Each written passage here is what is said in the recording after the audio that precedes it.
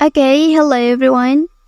Here I want to provide a tutorial on how to fix slow charging on Samsung Galaxy A15 device.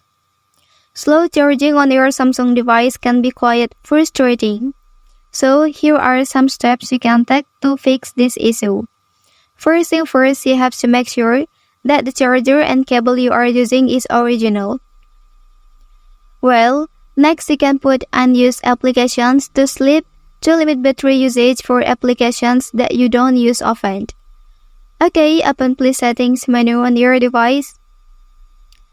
Well, after that, please scroll down here and then select Battery and Device Care option. So in this page, just please Battery menu. Well, and then you can tap on Background Usage Limit. So now you can turn on this option, put unused app to sleep. Okay, and then for the next step, you can activate fast charging on your device.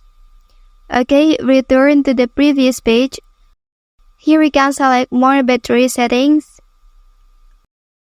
Okay, and then turn on fast charging option here.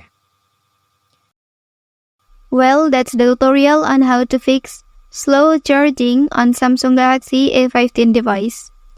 If you are helped by this video, don't forget to like and subscribe to get other information from this channel. Thank you.